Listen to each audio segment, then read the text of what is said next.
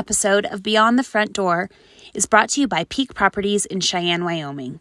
With over 75 years of combined experience in real estate, it's our goal to help clients buy and sell and save by providing the information you want and the professional services you expect. Let us help you with your residential, commercial, HUD, income-producing properties, as well as vacant land and rental needs. To learn more, visit www.sellcheyenne.com.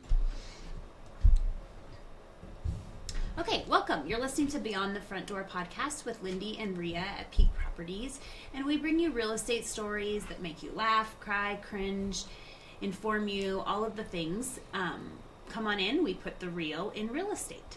And I'm going to let Rhea introduce our guest today. Yes. Okay, so welcome. You're listening to Beyond the Front Door podcast with Lindy and Rhea at Peak Properties.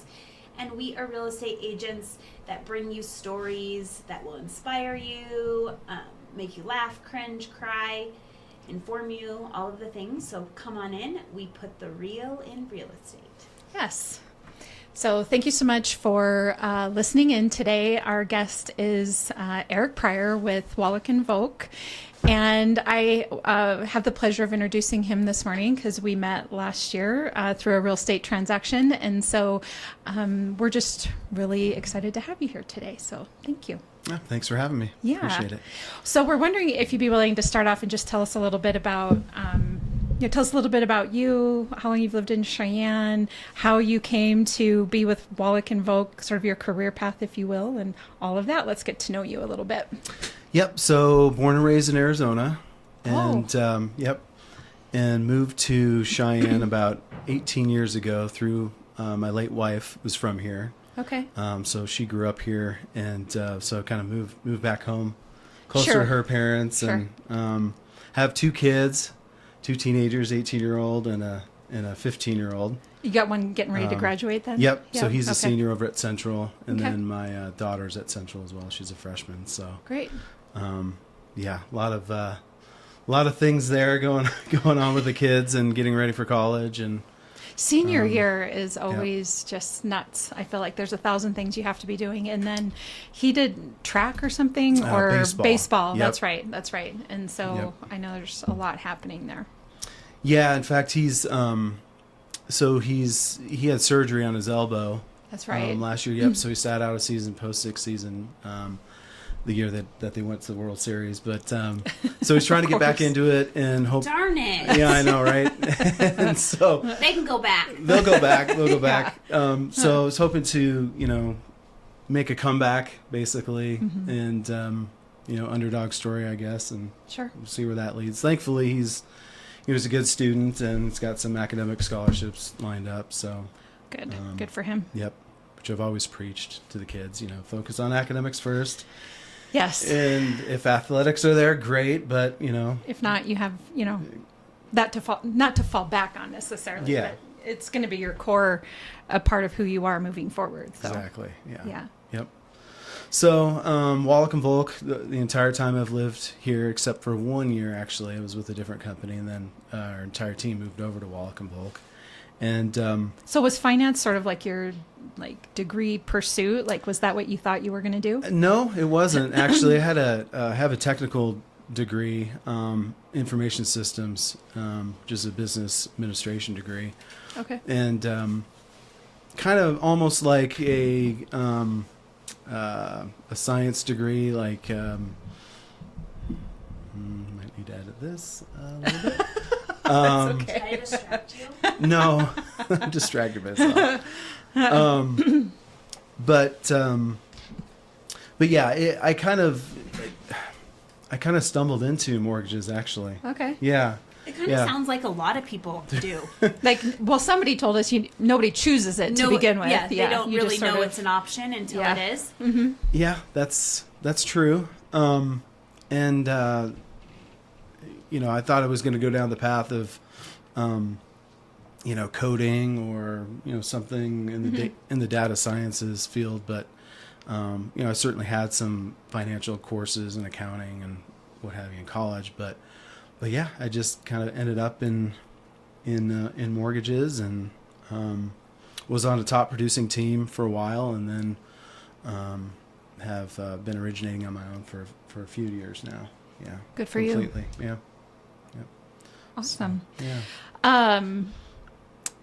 So you've been doing this for a while. I know you have one program in particular that we wanted you to talk about, but I also, I guess, just want to pose the question as to maybe what a similar story is that you encounter, or what advice do you have to people out there looking to purchase a home or property? Yeah, I think the first thing is that, just recognizing that 2023 was a difficult year, a really bumpy year. Yeah.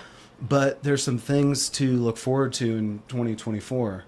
For example, home prices are up, sales are up. There's more inventory now, and of course, you guys can talk more about that. Yeah.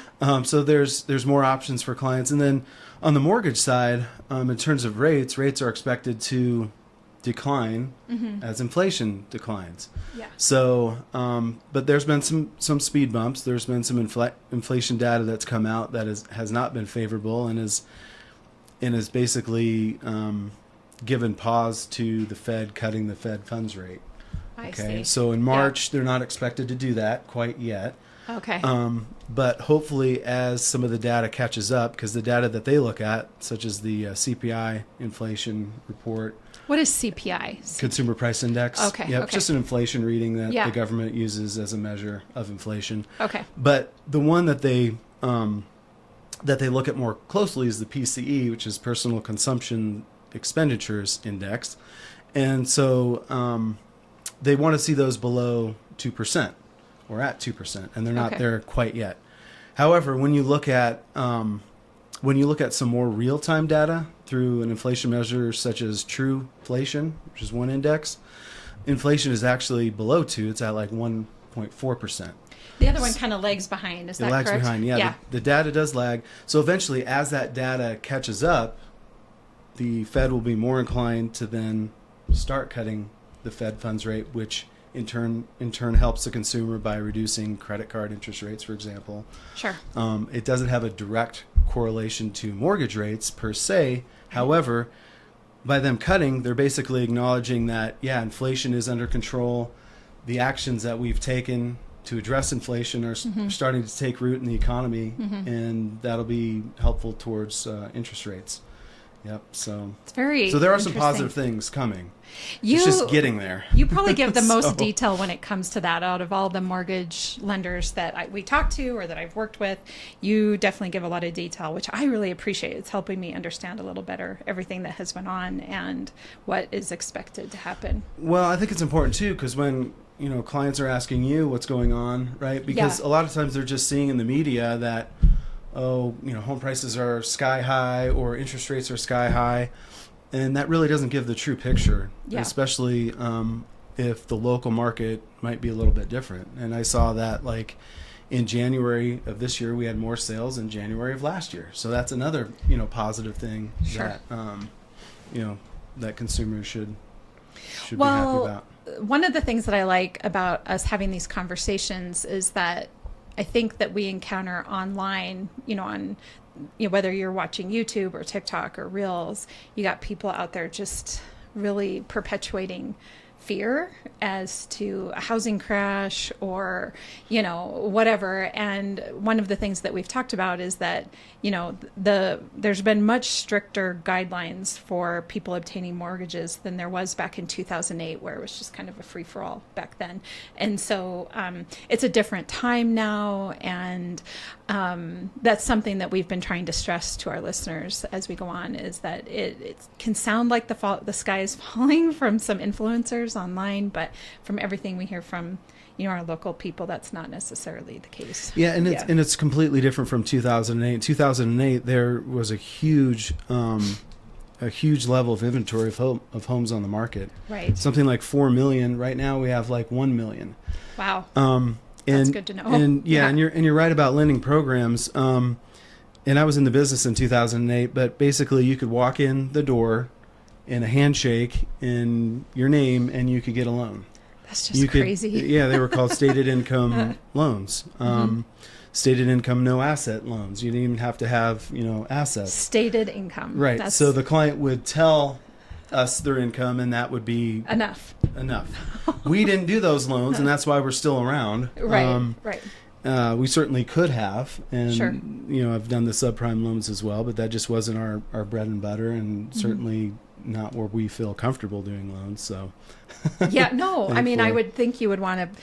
I've been saying, I've used this example a couple of times. It's sort of like pre 9/11 and post 9/11. Like pre 9/11, it wasn't, you could walk your loved one all the way to the gate. Security wasn't Right. as big of a deal, any of those things. But now, since that has happened, there's all of these, security measures. Everybody's got to take their shoes off and their hats off and their belts off to get through security. And while it's kind of a pain in the butt to take all of those steps, we all feel safer, don't Right, we? Getting on right. the plane and making sure that Yes. nobody's putting in, smuggling anything on there that they shouldn't be. So well, and those that's a great point, because those underwriting guidelines that are tighter now, certainly than 2008, it's doing what it's intended to do. Foreclosures are at nearly an all-time low.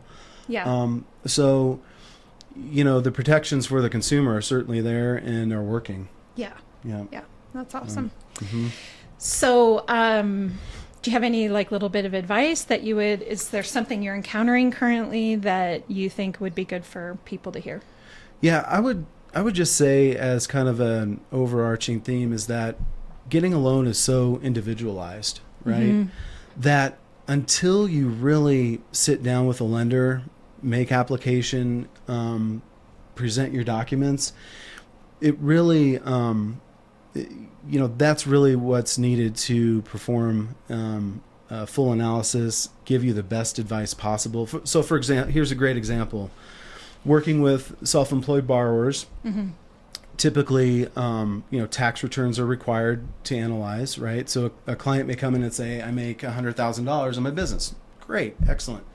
But on their tax return, they're trying to maximize their deductions, right? yeah. So they may have $90,000 in deductions, and the bottom line number is $10,000 that the lender can go off of, right? That's like $833 a month, right? Right. In income. That's not going to get somebody very far in today's home prices and interest rates. So, without doing that full analysis, we won't even know where those numbers lie, what options they may have.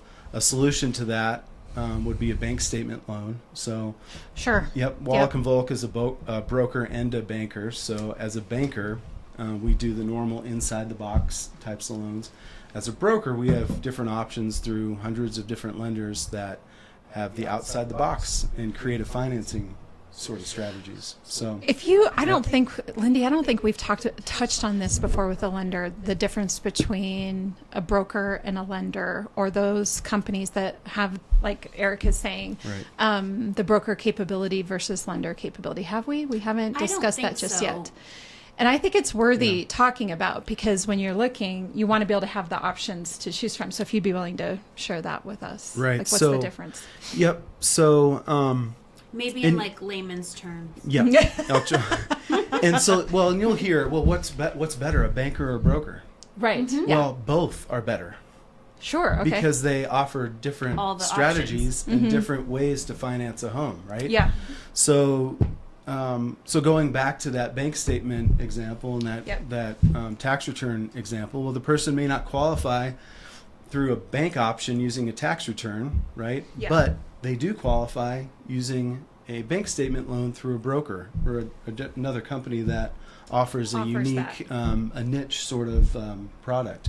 Okay. Another example would be, as a banker, I can't do a foreign national loan. Like, I can't help somebody from Canada buy a house as a banker.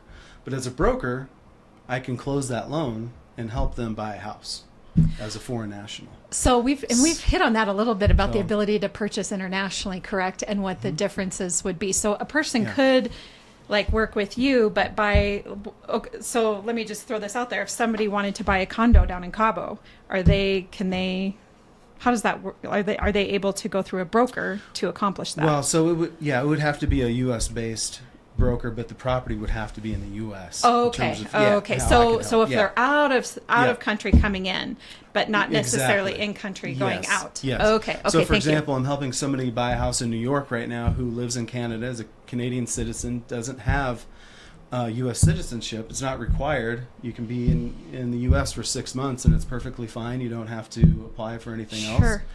And but they can still buy a house, and they have options through our broker options. So broker Interesting. channel. Interesting. Yeah. Okay. So think of a banker as inside the box agency, Fannie Mae, Freddie Mac, FHA, VA, USDA type of financing. All your typical financing. Typical Okay. financing, and then think broker as outside the box creative financing, with one caveat, not necessarily, because in today's market, the margins on mortgages are so thin and small that sometimes, in order to help the client get a better interest rate, we'll broker it out to another lender. It might be a VA loan, Sure. but it's just brokered out to help the client Get a better interest rate. better interest rate, achieve what they're trying to achieve. So, Interesting. Yeah. That is really interesting. Yeah. So now we got to get to the bottom of how do you buy internationally? Like what? And I don't know if you know any details That on that. I don't know. Not that I'm not familiar. Not that we're looking. Although Lindy would really like to have a place in Costa Rica. Yeah. So maybe someday. Yeah. But that has sort of been one of the discussions we want to have on here is if you want to buy internationally, what does that look like? And how do you even overcome a potential language barrier as well in doing so? That's funny. I'll ask because I'm going to be in Costa Rica next month. So Yeah. I will We'll be back for a part 2. put my feelers out. Yeah. Yeah. Well, actually, we have a friend down there, so I can. I'm not sure if he financed the house You maybe or have not. to have But cash. yeah, I think he bought it with cash, but I'm not positive. Yeah. Yeah. It's a good question. That is interesting. Yep. I can't help somebody buy out of the U.S. Internationally, No, yeah. I can't. Out of state, certainly. Like Wallach and Volk, Yes. we're licensed in 14 states. Okay. There's also, through the broker channel, like I'm doing a loan in New York. I'm not licensed in New York. States have different rules and specifics with licensing. I can do a loan in New York and not be licensed if it's a certain type of loan. So, yeah, it just kind of Interesting. depends on the state. I see. Yep. Yeah. So, you guys have a program, and I forget the name of it. Right. Cash to win. Cash right? to Win. Yep. Thank you. Yep. I'm wondering if you'd be willing to share a little bit about absolutely. that as well. So a few years ago, we were recognizing that our clients were having trouble getting under contract. Either they were getting beat out by a cash offer or an investor was coming along, and our clients that needed a mortgage But had to sell their home. not necessarily, necessarily, but okay. And I'll touch on that too. But Okay. so we thought, well, gosh, how can we help our clients win, right, in this Right. crazy market? It's not as crazy now with competing offers, but there's still comes up. I see it all the time. Yep. Actually, still not as crazy as a few years ago. But so how can we help our clients win? So in a nutshell, we're basically turning our clients who need a mortgage into a cash buyer. So a client can come in the door, pre-qualified, mortgages pre-approved, ready to go, but we end up buying the house for them, in essence, and then mortgage it back to them. So they can buy the house non-contingent. They can buy the house, as a cash offer, so not contingent upon a mortgage, right? So Right. it's fully non-contingent. That's good to know. And we basically can guarantee that they have that house and can win that deal. That's awesome. And then you don't just offer that in Wyoming, you offer it in the whole 14 states Right, that you correct. operate Yep. in, right? Yeah, Okay. and I'll give an example in a bit. To touch on the departing home, the trailing property side of it. So that's on the purchase side, right? What we realized is that a lot of our clients still have to sell a house to free up equity for their down payment, right? So we came along with a trailing property program where we can still buy the house for them as turn them into a cash buyer. We can also buy their departing home for them to free up the equity, most of the equity, to free up the equity to then use as their down payment. Right. So effectively, we're buying, in that situation, we buy 2 houses and then mortgage their new one back to them, and then put the house that we bought back on the open market. Once it sells to a permanent buyer, then we release the remaining of the equity to the seller. So Yep.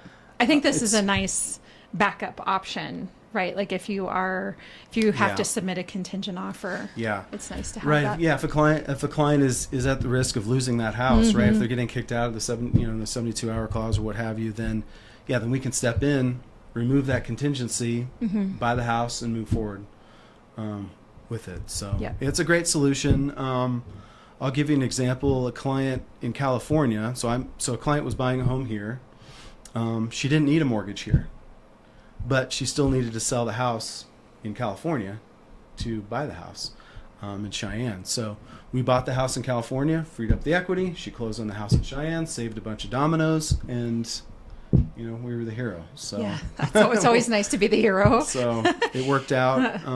Is that the one you were telling me where they do a key day? Is it a key day? Right. Yeah. On that one, the agents flew out. They did a Yeah. whole, social media video montage Yeah. deal. What and- they call it was like a key day. Key day is Key what they day call it. Yeah. is what they call Yeah. it. So that's pretty Yeah. cool. Had the producer come out, flew the drone, the whole Yeah. 9 yards, pop champagne. So it was fun. Yeah. It was fun. It's fun.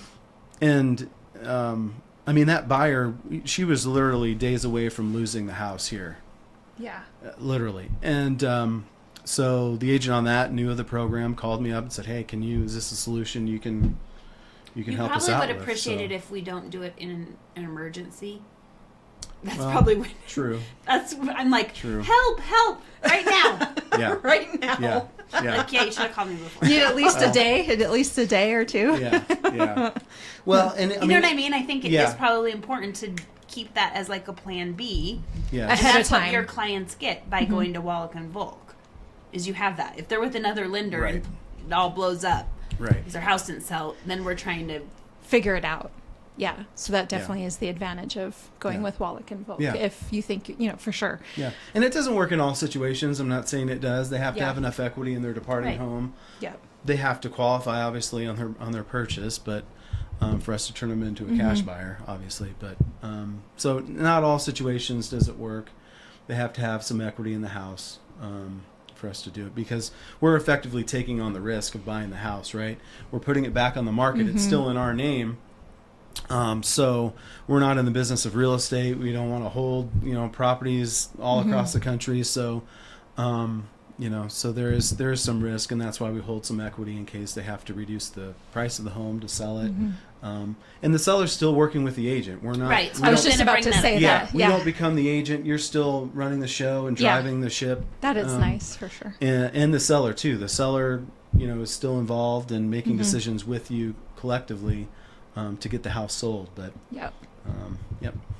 That's a good but program. It's really worked. Yeah, it's really worked out well, and has helped save a lot of people from losing the house that they want. Yeah. That they want. Especially there for a little while. I know, when the inventory was lower than it is now here in Cheyenne. And it does seem to sort of depend on the property. Some The price homes. range and- Yep. Some homes Yeah. seem to sit a little bit longer, and then some homes are getting multiple offers. So it's kind of a interesting situation at the moment. Yeah. So, Yeah. let's see here. You have been here 18 years and doing this. What do you think has been the biggest change over that period of time? Like with mortgages or Sure, just Cheyenne or in general. You can do both. Hmm. I'm going to put you on the spot here. Yeah. If I'm a producer, I can add music. Maybe we're going to put you back over here. Okay. No, I'm just That's kidding. funny. That's funny. I just start singing in the middle of it. We're going to take a commercial break right now. Yeah. Just kidding.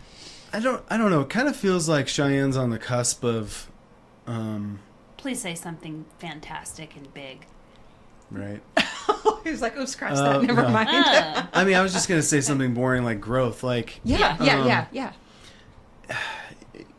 I've lived in Arizona. I spent a lot of time in Fort Collins and Denver. I don't like the sprawl. I don't like the traffic. Right. But I like being Near close it. enough. Yeah. Close enough to pop down there and eat Yep. great food. And so I think Cheyenne is on the cusp of like smart growth. I'm excited about the West Edge and the downtown growth. I don't know. It's kind of I don't know. I think there's a lot of potential in Cheyenne, Yes. but I do worry that are enough people going to see the advantages of living here that it's going to get a little bit out Get of too big. control. Yeah, and too big. So there, I mean, there's a fine balance I there. think we struggle with that too. I think we go. I was just saying to someone, I have some rural properties that are going to be hitting the market, 3 of them, and I was like, I need to start this marketing thing about how I can market, like, come to Wyoming and live. And then I was like, do I want to do that? Like, you know, it's a balance. Yeah. We want people to come here and see how wonderful it is, and at the same time, we don't want it to turn into the places that we're living away from. Yeah. Yeah. So we want growth, but I don't know. I think we still want it to be Wyoming. Yeah, we still want it to be Wyoming, and we don't want the traffic. I feel like traffic has come up more than once in our conversations. Yeah. So as long as we can sprawl out a little bit, I think we might be okay. But Yeah, and it's like, you know, Del Range can't really expand. You know, no, Yeah. you're right. You know, that's kind of locked in, and yeah, I don't know. But we're starting to migrate east. It seems like a little bit, and I mean And south. And yeah. You know, one of my concerns is, and I think this is a concern nationwide, is like where is the affordable housing? Is that ever going to come? Yeah. Right, because builders, they can build $200,000 homes, right? But the money, the margins, the profits just not there when they can build one $400,000 home, right? And so that kind of concerns me, that so many people are being priced out of Cheyenne, even. Yeah. I think influenced by the you know, front range growth, you know, Yes. all the way from Fort Collins, Wellington, all the way up, I think is influencing us here. Well, what's interesting about it, now having the perspective of living up in Gillette, or now I've had buyers coming out of Colorado, and what's funny is the buyers that are coming out of Colorado love the price range Right, here. right. But I can tell you, with having moved from Gillette, I mean, Right. the home I had in Gillette would be almost double the value here. Yeah. So it is you're right in that there is a little bit of a lack of affordable housing. And I do think too, I saw somebody talk about this, that I think first time home buyers are maybe going to have to wrap their heads around that first time home being a fixer upper. Like, I mean, Cheyenne is full of sort of those older historical homes, and homes that were built, you know, in the 30s, 40s, 50s, whatever the case is, which often falls in that 200, 250-ish price range, that you have to be willing to get in there and roll up your sleeves and put in the work to upgrade the house so that you can sell it and upgrade, like kind of going through that process. I think maybe of our time, we didn't have to quite sacrifice on that as much. You know, when I think about my first home, it was a nice, good sized home. It needed some work. As a matter of fact, my first home had light blue carpeting all the way through it, as well as in the bathroom. Who puts light blue carpeting in the bathroom? Carpet in the bathroom. Carpet Love in the that. bathroom with yellow paint. And so, Well, we already talked. I painted a whole bathroom hot pink. Yeah, we did. My first house. I was 22. I was I excited. like hot pink. Yeah. So you really do when you're young. Whoever bought it probably hated it. Yeah, probably painted over it. Yeah. When you're young, you know, if you're willing to, you know, not have it be perfect right away, just get in there and, you know, roll up your sleeves and get the work done. It may not be the size you want. It may not be the year that you want, but at least it's something to get started and to start trading up, you know. But I would agree, it would be nice to have better affordable housing for sure. Well, and that's what I went to the Lunch and Learn yesterday, and they were talking about the housing study that the chamber did. So it says 2024, we have a surplus of 179 houses. If it keeps up and all the things happen that are in place, by 2028, we're going to be negative 61. So if we think we're short houses now. Yeah. Yeah, and like I mean, it's a problem nationwide. There's a shortage of 6 million houses nationwide. I mean, it's builders can't build them fast enough. Investors are picking them up, so they're taking those affordable homes out of the market for low income, for some home buyers, and you know, they're turning them into rentals, and you know, it's unfortunate. So I read an article that you know, some of the building codes could be updated and the restrictions, you know, Why And can't that's what they said at this lunch and learn Yep. yesterday. They're trying to make Yep. some of this stuff easier so people can build, and they've changed some of the requirements for Yeah. multifamily, Yep. and to kind of bring in some more affordable. Yeah, housing. and like ADUs, adding those, more and easier to do so, and fast tracking permits and Right. addressing those things. So, but Yeah, it's a conundrum. one thing I do want to that you made me think of that is we used to do the rehabilitation loans. I loved them. I did a lot of them, and they're difficult. They're difficult loans. But I think it's an important product to offer. So I'm talking about the FHA 203K rehabilitation loan.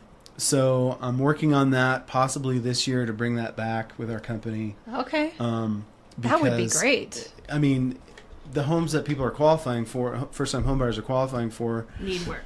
Need work. Need work, and FHA, may be the only option that a client can get approved under an FHA loan program. So. So Anyway. do you have Yeah. just the bare basics? What would that entail? What would a rehabilitation loan Yeah, look so like? basically, let's say you buy the house for 150. Mm-hmm. You get bids to get the house to a habitable condition, or even upgrades. Carpet, paint, new windows, etc. Roof, let's say, and you add that amount up to $30,000. It's actually up to 35, but there's a contingency that's built in. And this is the streamline FHA 203K I'm talking about. But so that 30,000 is added on top of the base purchase price. So you're actually financing 180. Okay. You close on the loan. Repairs not done. The repairs are made. I think it's within 6 months, and then that's it. Boy, that would be a great program. to Contractors bring are back. paid through the program. You do have to get contractors who are willing to be part of this program, because Federal funds are always. and in most cases they have to wait until the entire project is complete before Getting paid. the first contractor who may have finished the work is paid. So Oh. there's certainly some nuances with it that you really have to have a team involved. Ideally, you want one contractor handling the entire project who can then sub out the work. But Sure. we used to do them where we would have 5 different bids: electrical, plumbing, Sure. windows, let's say, in a roof, and then handle those separately and not have a contractor involved. But certainly, a contractor makes it a little more easy I to think manage. That So, would be a great program to bring back, because I've been saying for those like professional flippers here in Cheyenne that are picking up those older, smaller homes Right. and flipping them and doing their best to keep them, let's say, in the late $200,000s, early $300,000 range and selling them. I was joking because Corey Rang, our broker, does that. He flips homes, and I always tell him, I'm like, you're doing God's work, because you're taking a home that nobody can or has the ability to buy or Right. to update. You're flipping it and updating it and then making it affordable for Right. for somebody to buy. But Yep. they can only do so many a year unless you're I guess a corporation that can turn out dozens and dozens of homes. But still, even then, it takes a bit. Yeah, and even with then, I would imagine Corey and he's got he's not doing it as charity. Right, he's doing it right. He's got for his business. He's got Yep. costs involved, and he's Yep. trying to make a profit too. So Yep. that could in turn price some people out of Increase the price of the home. increase for the price. sure. So Yeah. the 203K at least keeps it to just the cost of the home plus those repairs. And then you retain the home and the equity that those repairs create. So Right, yep. that sounds awesome. And last I checked, because WCDA, they call it Spruce Up. Oh, so they have one too? Okay. Well, it's the same. Okay, Yeah, it's the so it's same. an FHA Okay. 203K Spruce Up loan, WCDA. It's a combination. That's how we did them. We did them through WCDA because then they could get the down payment assistance as well, combined with it, and the lower Sure. interest rate. So is nobody doing these right now, or is it? Yeah. Last I talked to WCDA, there were just 2 banks in Wyoming doing them still. Okay. But I'd have to ask them again. I'm not positive. Sure. But then you're looking, Yeah. Wallach and Volk is you're I want to looking bring at- it back. Yeah. Great, solution to our market, and I think even more of a need now. Well, Yeah. if you do, we should have you back on to talk about that because I think you're absolutely right. If people might be more willing to buy those lower end homes if they know that there's a way to make Right. the updates and make it livable to live in. Yeah, it'd be cool if we could get somebody Who does it. it Yeah. and with you. Yeah. And we could like follow the Process. That would be great. Yeah. Yeah. That would be really good. And it's not for every home buyer either. right. Like, I mean, it's a complex process. It's, it demands a lot from the home buyer too, to keep us updated on the progress of the house, because we're Sure. not certainly there every day. So they can live in the house if it's habitable. They can Yeah. they can live while these repairs are being done. But Interesting. yeah, yep. Cool. Well, one of the things that we like to ask all of our clients is, what is your clients guess? Excuse me. Clients meant. is just, I'm a realtor, so it's in my brain. What's your favorite thing about Cheyenne? Oh gosh, touched on it a little bit. The pace. You know, I can get to one end of town and the other in 15 minutes. Yeah. Which I think, people really forget that. Like, I go visit Tucson or Phoenix, and literally to go from one town to the other, it's 45 minutes to an hour to Yeah. get where I want to be. Yep. And so we are just so lucky to have, I think we have Accessibility. great amenities here. Yeah. Don't have everything obviously, but we're a smaller town, but there's just enough here. I moved recently, as you know, to the Greenway. So I think that's an unused, maybe an unappreciated feature of our community is the Greenway, and having moved close to it, I'm on it nearly every day, Sure. walking my dogs, and Yeah. so You do got a lot of Yeah. wide open space there. Yeah. Sheriff Kozak was talking about that because he's from Arizona Mm-hmm. as well, and then kind of made his way up to Colorado and here and said the exact same thing. Like, traffic is like one of the Yeah. number one reasons to live here. And what's funny, I think people that grow up here or live in Wyoming forever feel like the traffic is god awful. Oh, I'm hilarious. When I drive at Right. 5 o'clock, I'm Right. like, I know. where all these people come from. No, Yeah. I know. I do try to. Yeah. So I I'm noticed like, the other this day, is nothing. I stay out of traffic so much around that So 5 do o'clock I. hour. I just don't go anywhere. But what I noticed, if you're on the east end of town and you're heading into town, the sun is Is blinding you can't even barely True. see driving through town. That Yeah. would probably be the only thing. The way that Cheyenne sits, depending on the time of day when you're trying to head west Yeah. on like Pershing or off on 19th Street, there it is blinding almost, the sun. I can't That's- believe there's not more accidents. Well, that's kind of funny about like avoiding it. So I avoid Albertsons at 5 o'clock because it's like, I'm not waiting, 10 minutes to get my food, but everywhere else, anywhere. Meanwhile, we appreciate the lack of traffic. Yeah. Right. Yeah. I know. Well, it is because I do think in our busy lives, especially when you're done working for the day, every minute sort of counts. When you're trying to juggle work and your family and your health and your social life Right. and all the things, plus get a good amount of sleep at night. I mean, there's, every minute does count, which is really kind of why it's nice to live in Cheyenne, because you can maximize your days for the most part. And So- yeah, and I really like. So I was going to say that I like going down to Fort Collins for live music and Boulder and the different venues, but the Lincoln here is bringing in some great They are. shows. They are and doing it's great work there. exciting. and- Amazing. Yes. Yeah, Yeah. I've been there a few times now, and it's just wonderful. Yeah, I agree. So I think that's just like we're on the cusp of Well, great you got to things, but- support your local. You got to Yeah. go to Yep. the local events to You keep want them them. here. Yep. Yep. Yep. Absolutely. Yeah.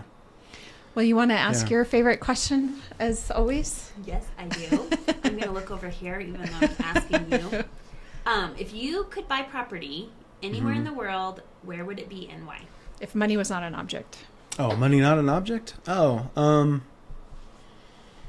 gosh, Hawaii is the first thing that comes to mind. I honeymooned there, nearly 20 years ago, and yeah, probably somewhere on the beach in Hawaii. Hawaii, probably Kauai, island of Kauai. Yeah, Nice. yep. I would. It Yeah. seems like beach or mountains is our answers. You either like one or the other. Yeah, I like both. Yeah, I like do. both. I like both. Yeah. I do too. But the Yeah. beach is nice to escape to, for sure. So Don't know if that'll ever happen. Hawaii's a bit expensive, but yeah. Yeah, it has changed there as well. And then it seems like after that fire that like we're not welcome there. You know, that message has kind of been out there. I've been kind of curious about it. Like some of the people of Hawaii, of course, understand that tourism is sort of their bread and butter and so want people to come. And then you have, I think, the natives that don't want people coming Yeah. into Hawaii. So it's been kind of an interesting contrast. I don't really know how to feel about that or what to, I mean, I want to be respectful of their state, but I mean, Right. you know, we do want to, I have not been to Hawaii. I would love to and see it. So yeah. And if you had the ability to live there, why not? So Yeah. yeah.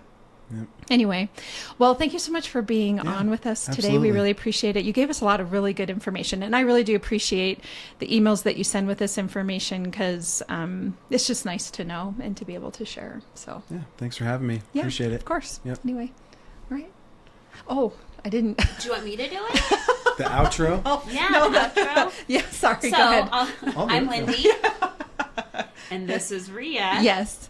And I'm running the cameras. So if you are, So she's in charge today. just a reminder, we're real estate agents here in Cheyenne, Wyoming at Peak Properties. So if you're looking to buy or sell, please reach out to us. We would love to help you. And then also follow Beyond the Front Door podcast on YouTube, Spotify, iHeartRadio, and Apple Podcasts. We would love for you to listen in. And if you're interested in being a guest, reach out too. We have Beyond the Front Door at sellcheyenne.com. Thank you. Thank you. Yeah. This episode of Beyond the Front Door is brought to you by Peak Properties in Cheyenne, Wyoming.